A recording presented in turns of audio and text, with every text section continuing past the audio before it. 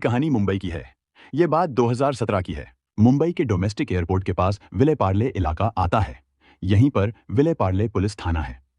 6 दिसंबर सुबह करीब 3:30 बजे इसी थाने को इरला कूपर अस्पताल से खबर मिली कि एक युवती की हत्या कर उसकी लाश जला दी गई है। उस समय ड्यूटी पर इंस्पेक्टर महादेव निवालकर थे। उन्होंने तुरंत ये सूचना डायरी में दर्ज करवाई और थाना प्रभारी Laxman Chauhan police control room और बाकी सीनियर अफसरों को खबर दी।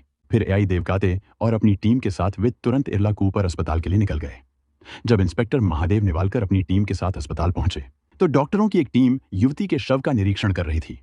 युवती के साथ आए लोग अस्पताल के बाहर ही थे और वहां मातम का माहौल था। महादेव निवालकर ने देखा कि युवती का चेहरा बुरी तरह जला हुआ था।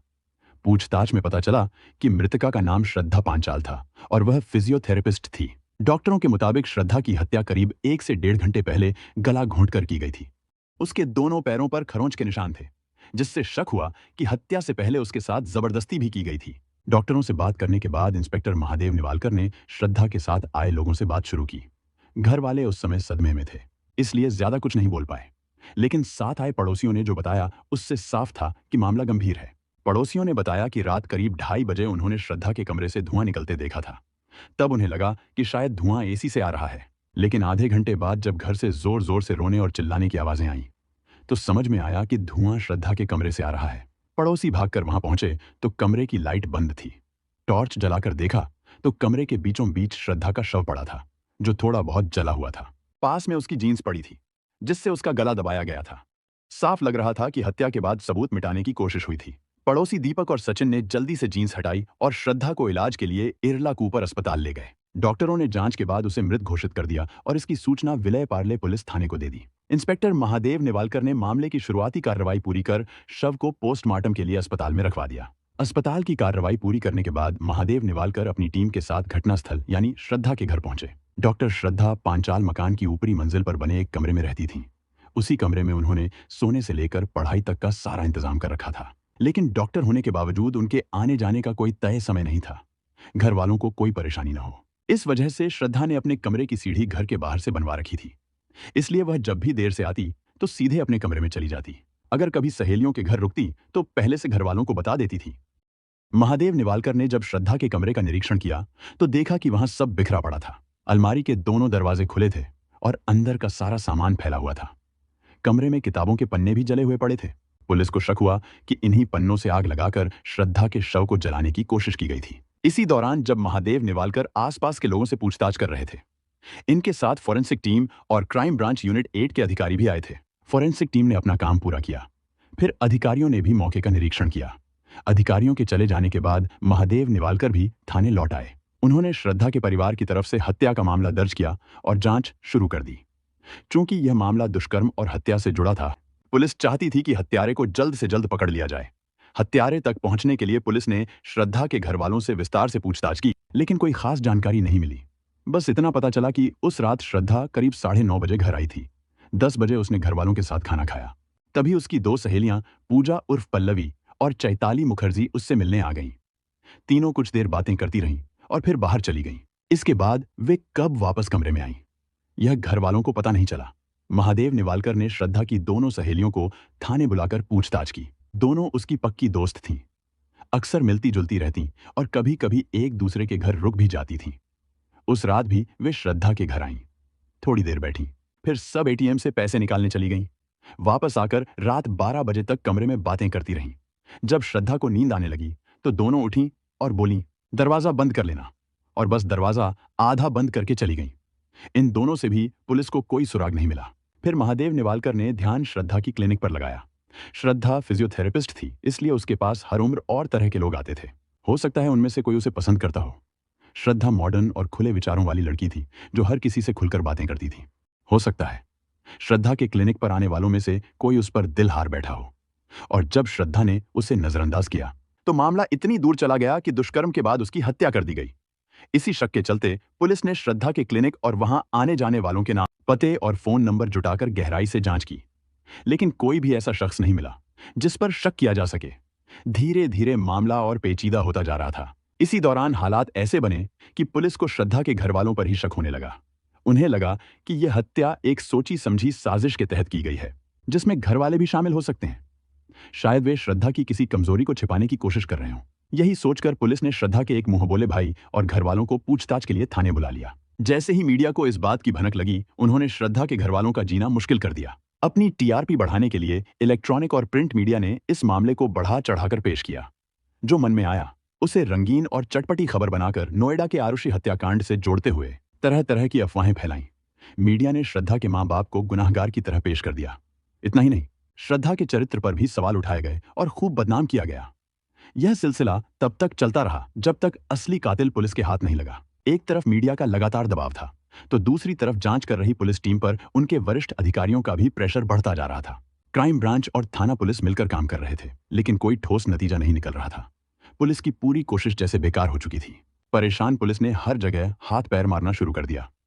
सभी रेलवे स्टेशनों, मुंबई के आसपास के इलाकों, नवी मुंबई, ठाणे, वसई, पालघर, नालासोपारा, कल्याण के पुलिस थानों में संदिग्ध लोगों के रिकॉर्ड चेक किए और पूछताछ की।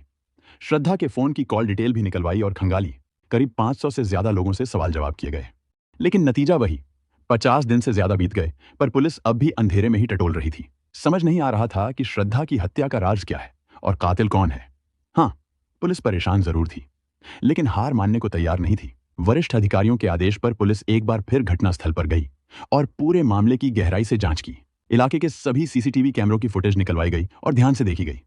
उम्मीद के विपरीत फुटेज से पुलिस को बड़ा सुराग मिल गया। इससे श्रद्धा की हत्या की कड़ियां जुड़ने लगीं। एक फुटेज में पुलिस को एक शक करने लायक चेहरा दिखा। चेहरा धुंधला था, लेकिन उसकी हरकतें काफी संदिग्ध थीं। चेहरा साफ न दिखने के कारण पहचान पाना मुश्किल था। फुटेज को सांता क्रूज की लैब में भेजा गया, जहां उसे साफ किया गया। इसके बाद सच्चाई सामने आ गई।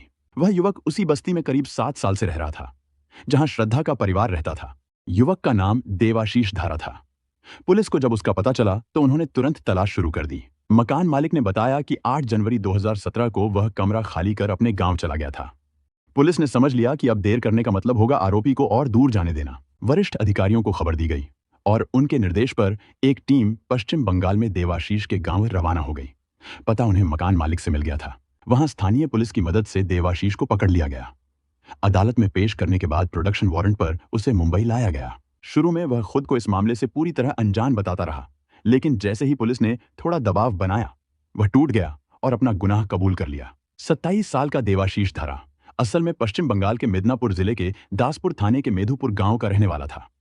उसके पिता नंदलाल खेतीबाड़ी करते थे, लेकिन घर की हालत ठीक नहीं थी। देवाशीष घर का सबसे बड़ा बेटा था, तो जिम्मेदारी भी उसी के कंधों पर थी। घर की तंगी देखते हुए 2010 में उसने काम की तलाश में मुंबई का रुख किया। कहते हैं मुंबई में कोई भूखा नहीं सोता, लेकिन काम भी यहाँ किस्मत से ही मिलता है। देवाशीष को भी अपनी पसंद का काम नहीं मिला। गांव के कुछ लोग वहां मजदूरी करते थे, तो उसने भी उन्हीं के साथ मेहनत मजदूरी शुरू कर दी। देवाशीष काफी महत्वाकांक्षी लड़का था। मेहनत मजदूरी से जो भी पैसे कमाता, खर्च निकालकर बाकी बचत करके गांव भेज देता। उसने विलेपार्ले ईस्ट के श्रद्धानंद रोड पर साईं बाबा मंदिर के पास एक छोटा सा कमरा किराए पर ले रखा था। उसके पास ही लीलाबाई सोसाइटी के एक पुराने 2 मंजिला मकान में काशीनाथ पांचाल अपने परिवार के साथ रहते थे। काशीनाथ की उम्र करीब 50 साल थी और वे मुंबई के लोअर परेल में सन मिल्क कंपाउंड की एक मशहूर कंपनी में नौकरी करते थे। उनके परिवार में पत्नी और 2 बेटियां थीं। बेटा नहीं था, लेकिन उन्होंने बेटियों को ही बेटों की तरह पाला पोसा और अच्छी पढ़ाई लिखाई दी। बड़ी बेटी श्रद्धा पढ़ाई के बाद फिजियोथेरेपिस्ट बन गई थी और विलेपार्ले वेस्ट, जुहू में अपनी क्लिनिक चला रही थी, जो धीरे धीरे ठीक ठाक चलने लगी थी। छोटी बेटी इलेक्ट्रॉनिक इंजीनियरिंग की पढ़ाई कर रही थी।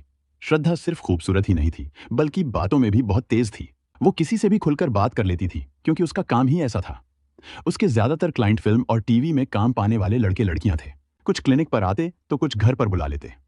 ऐसे लोगों के बीच रहने की वजह से श्रद्धा का रहन सहन भी मॉडल जैसा हो गया था। वो हमेशा स्टाइलिश और मॉडर्न कपड़े पहनती थी, खुद को अच्छे से तैयार रखती थी। देवाशीष उसे कई सालों से देखता आ रहा था, लेकिन जब उसने देखा कि श्रद्धा अब फिजियोथेरेपिस्ट बनकर अपनी क्लिनिक चला रही है, तभी उसके मन में श्रद्धा के लिए एक अलग सा लगाव पैदा हो गया। श्रद्धा का रूटीन भी अलग था। सुबह तैयार होकर निकलती और अक्सर देर रात को घर लौटती। फिल्म और सीरियल के लोगों के बीच रहने से उसकी लाइफस्टाइल भी वैसी ही बन गई थी। श्रद्धा की खूबसूरती ने देवाशीष का दिल जीत लिया था। अब वो हर वक्त उसके करीब आने का मौका ढूंढता रहता था। धीरे धीरे उसकी ये चाहत इतनी बढ़ गई कि वो श्रद्धा का पीछा करने लगा, बस ताकि उससे बात करने का मौका मिल जाए। लेकिन अंदर ही अंदर उसे पता था कि उनके बीच बहुत फर्क है। श्रद्धा के सामने वो खुद को छोटा महसूस करता था। आखिरकार एक दिन उसने हिम्मत जुटाई और अपने दिल की बात श्रद्धा से कह दी। लेकिन श्रद्धा ने साफ मना कर दिया। उसने जो जवाब दिया वो देवाशीष के दिल में तीर की तरह चुभ गया। श्रद्धा ने इस बात को वहीं खत्म कर दिया और अपने काम पर चली गई, यहां तक कि किसी से जिक्र भी नहीं किया। लेकिन देवाशीष इस अपमान को भूल नहीं पाया। अब उसके मन में सिर्फ एक ही चीज थी, बदला। वो बस मौका ढूंढने लगा कि श्रद्धा को सबक सिखा सके। उस रात देवाशीष दोस्तों से मिलने के बाद घर लौट रहा था। रास्ते में उसने देखा कि श्रद्धा की दो सहेलियां उसके कमरे से बाहर निकल रही हैं। बस उसे लगा यही मौका है। वो कुछ देर आसपास टहलता रहा और फिर सीधे श्रद्धा के कमरे की तरफ बढ़ गया। उसने दरवाजे पर हाथ रखा तो हैरान रह गया। दरवाजा तो खुला था। दरअसल सहेलियां जाते वक्त श्रद्धा से बोली थीं कि दरवाजा बंद कर लेना, लेकिन वो नींद में होने की वजह से भूल गई थी। अंदर श्रद्धा गहरी नींद में थी। देवाशीष चुपके से कमरे में आया और उस पर हमला कर दिया। श्रद्धा कुछ समझ पाती उससे पहले ही उसने उसे काबू में कर लिया। इसके बाद अपना राज छुपाने के लिए उसी की जीन्स का इस्तेमाल कर उसकी जान ले ली। श्रद्धा की मौत हो गई तो उसने अलमारी से किताबें निकाली, पन्ने फाड़कर उसकी लाश पर रख दिए और आग लगा दी। आग जोर पकड़ने से पहले ही उसने कमरे की लाइट तोड़ दी, बाहर निकलकर दरवाजे की कुंडी बंद की और भाग गया। हत्या के बाद करीब 1 महीने तक वो अपने दोस्तों के घरों में छुपकर पुलिस की कार्रवाई पर नजर रखता रहा। जब उसे लगा कि पुलिस कातिल तक नहीं पहुंच पा रही है तो वो बेफिक्र होकर गांव लौट आया। लेकिन किस्मत ने उसका साथ नहीं दिया। 2 फरवरी 2017 को पुलिस ने उसे दबोच लिया। इंस्पेक्टर महादेव निवालकर ने पूछताछ के बाद देवाशीष पर रेप और मर्डर का केस दर्ज किया और अदालत में पेश किया। कोर्ट ने उसे आर्थर रोड जेल भेज दिया।